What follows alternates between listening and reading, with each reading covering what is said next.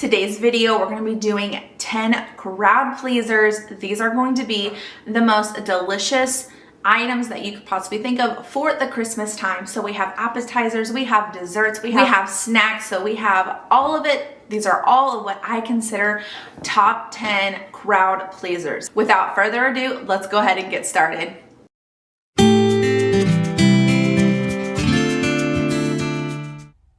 The first thing we're going to get started on is some barbecue sausage bites. These are great appetizers, or you can make them as like a main course.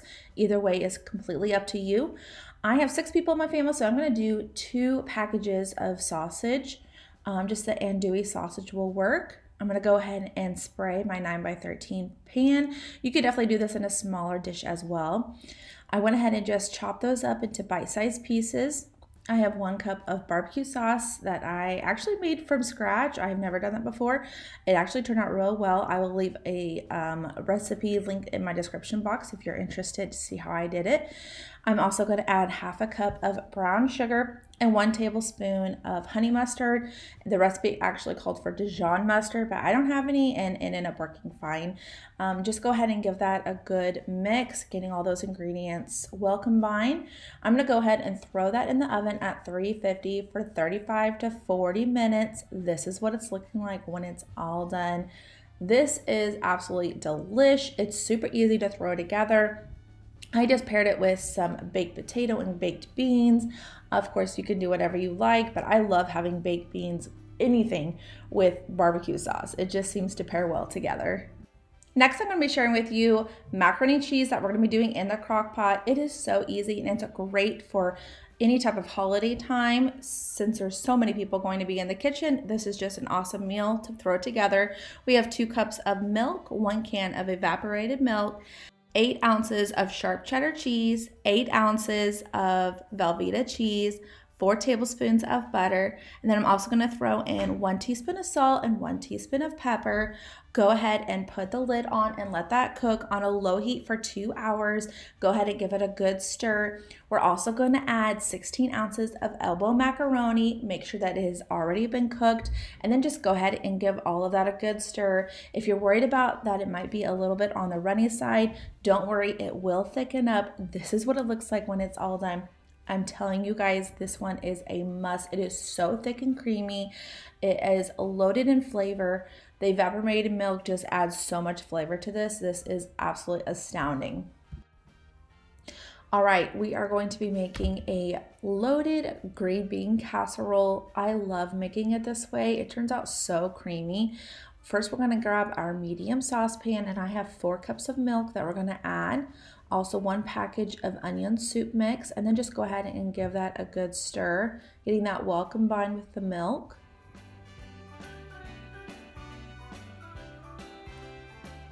All right, now I'm going to add 1 block of cream cheese to the mixture. I ended up making a mess by letting the foil touch the milk, but you know, when do I not make a mess? I don't know. I'm a messy cook. Go ahead and give that a good stir using a whisk, getting that cream cheese melted down. Now I have 4 cups of green beans. You can use between 4 to 6 cups of green beans, completely up to you. Also have 1/3 cup of chopped up bacon, 1 cup of crispy fried onions, and then just go ahead and get that stirred together, getting it well combined.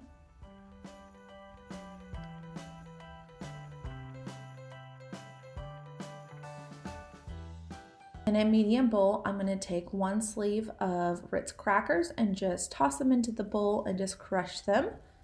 I just want them to be nice and crumbly.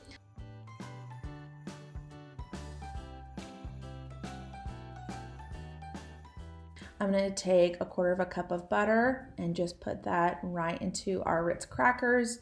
I also have 2 strips of bacon that I went ahead and cut up, and then I'm going to go ahead and stir that together. I have a 9x13 pan that I went ahead and lightly greased, and I'm just going to pour that sauce and green bean mixture right into there. I'm going to top it with this Ritz cracker mixture that we just made and just put that right on top, making sure it's nice and even. All right, now I'm going to throw that in the oven at 350 for about 30 to 40 minutes. Everything is looking so delicious. I love this. I love the Ritz crackers right on top. It just adds so much flavor, and I love a good crispiness to this casserole. I'm telling you guys, this one is absolutely delicious. I just wish I would add a little bit more green beans to make it not so runny, but this one turned out amazing. Next are little smokies. These are so easy to make, and of course everybody loves little smokies. They're always my go-to when I go to any type of party or holiday function. I'm going to put all of these in a crock pot. So I have about 24 ounces of little smokies, and then I have this whole jar of chili sauce that we're going to add to it. I love to put this with grape jelly. I didn't have a full container, so I'm going to use a little bit of grape jelly, well, most of grape jelly, and then just a little bit of strawberry jam. Any type of jelly I think is going to work out really well, but of course our favorite is the grape one. But we're going to add just a little bit of strawberry just to make sure that we have enough jelly to this. Go ahead and give this a really good stir, getting all of those ingredients combined well. We're going to put the lid on and just let it do its thing for a couple hours on a low. It really doesn't take very long for these to cook. These are so delicious. The flavors are on point with this. These are so easy to throw together, and of course your family and friends are going to love these. To be honest with you guys, I really didn't know if I was gonna enjoy this type of dip, but the flavors work really well together. I was very pleasantly surprised with this. In a medium bowl, we're gonna need 1 block of cream cheese, half a cup of dried chopped up mango or apricot. Then I'm also gonna need 1/3 cup of dried cranberries, 1 teaspoon of orange zest, and then 2 tablespoons of orange juice. Go ahead with an electric mixer, go ahead and just beat all of that together. This will obviously work better if you have softened cream cheese, but look at this. This looks absolutely amazing. I love pairing it with some like club crackers, or I think these are like the chicken and biscuit crackers. So good. This has amazing flavor. I think if you even wanted to add some nuts, that would enhance the flavor even more. We just have a kid with allergies in our house, but this one is phenomenal. You're definitely gonna have to make this for Christmas time. Okay, this is my husband's new favorite dessert that I make. He absolutely loves this. This is called a no-bake pumpkin cheesecake. The first thing that we're going to need in a medium bowl, we're going to need 4 ounces of cream cheese, 1/4 cup of sugar, and then 4 ounces of Cool Whip. So I just have this 8-ounce container. I'm just going to divide that in half. Go ahead and whip that together with an electric mixer until it's nice and smooth. And we are going to put that onto a graham cracker crust. You can make it yourself, or of course you can buy it pre-made. I always love to just make my own. That's just my preference. Of course, doing the pre-made one is going to be so much easier, but to each their own. I just love the flavor of making my own. Okay, put that off to the side, and in a medium bowl, I'm going to take a package of vanilla or even cheesecake pudding mix. We're just going to need half of that. We're also going to add 1/2 cup of milk, and then just go ahead and give that a good stir. Go ahead and just stir it for a couple minutes until your pudding is much thicker. I'm going to put in 1 cup of pumpkin puree. Do make sure that it is the pumpkin and not the pumpkin pie puree. I also have 1 teaspoon of pumpkin pie spice, 1/2 teaspoon of nutmeg, and 1/2 tablespoon, or I actually like to do a lot more than just 1/2 tablespoon. Anytime it calls for cinnamon, I'm probably going to add more just because I love cinnamon that much. So I think I end up doing closer to 1 tablespoon, but the recipe does call for 1/2 tablespoon of cinnamon. Go ahead and give that all a good stir until it's well incorporated, and then we're just going to put that on top of her cheesecake mixture. I'm just going to make sure it's nice and level and even, getting all of that on my pie properly.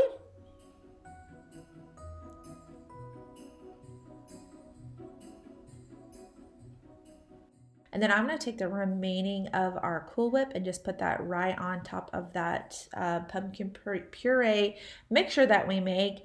And my Cool Whip is kind of frozen, so that's why I was just struggling just a little bit. And then, of course, you can add a little bit of some seasonings on top. I did it more than I probably should have, but it just came out real fast like, so I just put a little bit of cinnamon, but of course you can do like a cinnamon, nutmeg, and allspice type of a mixture, or pumpkin spice on top. It's kind of however you prefer, but this is what it looks like. Let me tell you guys, it is rich, it is creamy, it is delicious, and I think we are a household that prefers this over regular pumpkin pie when it comes to Thanksgiving time. It was that good. Up next is funeral potatoes. If you have had these before, you all know it is very, very delicious. So in a large bowl, do make sure that this is a large bowl because we're going to be mixing a lot of ingredients together. I need 10 ounces or 1 can of cream of chicken soup. And then I'm going to need 16 ounces of sour cream.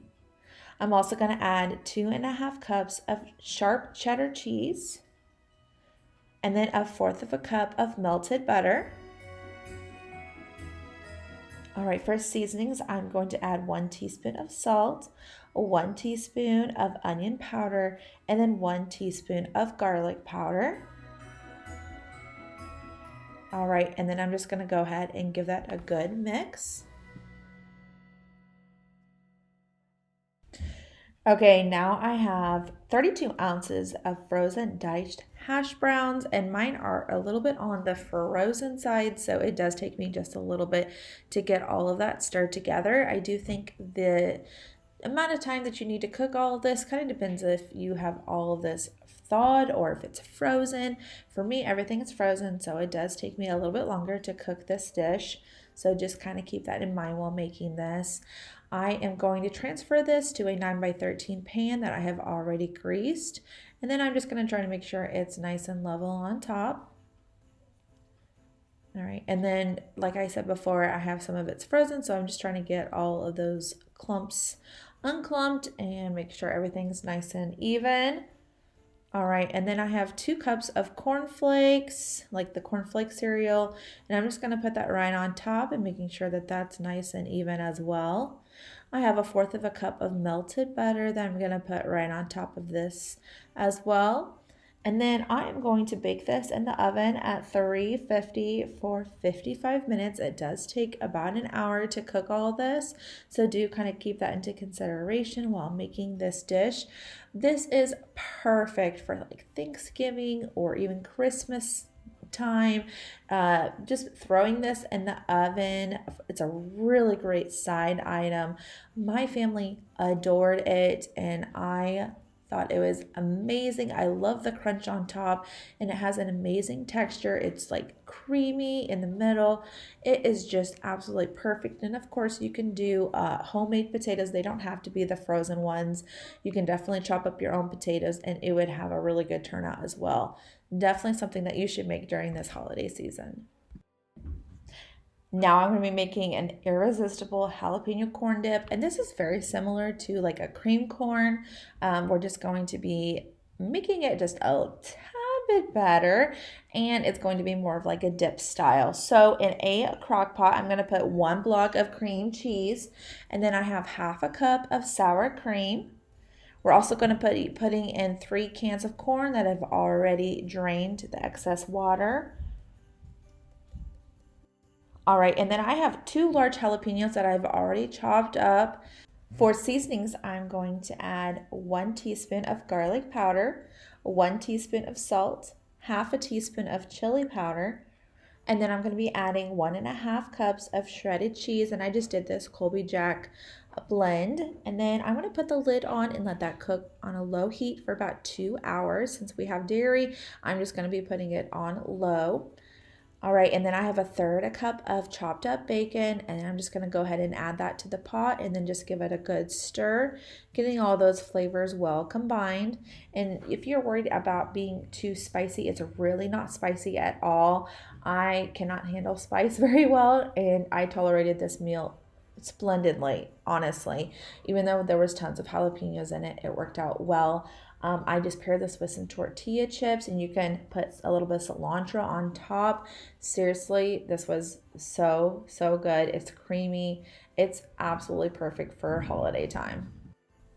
Another cheap and easy side item that you could make this year is going to be some honey glazed carrots. These are actually really easy to make and so delicious. So I have about 4 to 5 carrots I'm just going to dice up into little bite-sized pieces, and I'm just going to throw them into some boiling water. All right, and then I'm just gonna let them stay in the boiling water until they are nice and soft. So it takes about 15 to 20 minutes. I have about 3 tablespoons of butter, and then I'm gonna put in also 3 more tablespoons of honey.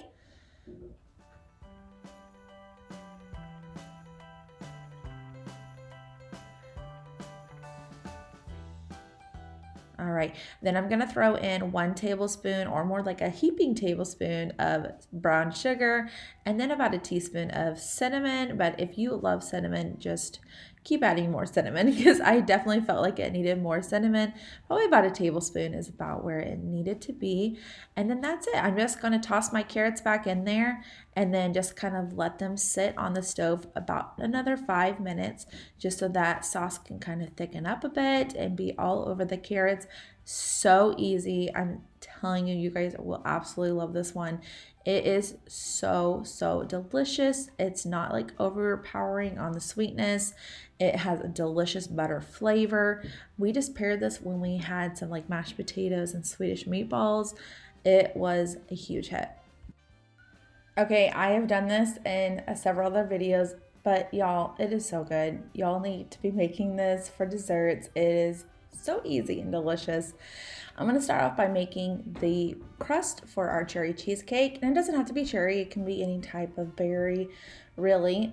So I have 1 stick of butter that I went ahead and melted. And then I have about 1 cup to 1.5 cups of these graham cracker crumbs. And I'm just going to mix them in there until it's the desired texture that I like. I don't like it super crumbly. I don't like it super buttery. It's kind of somewhere in the middle. It's more leaning towards the buttery side though. And then I'm just going to put that all over the bottom. And it doesn't have to be super pretty. I don't really care so much about prettiness. I just care that, it's going to taste good. So to a medium bowl, I have 2 blocks of cream cheese, and then I have 1 8-ounce tub of Cool Whip, and then 2/3 cup of granulated sugar. And I'm just going to go ahead and whip that up until it has a very smooth texture.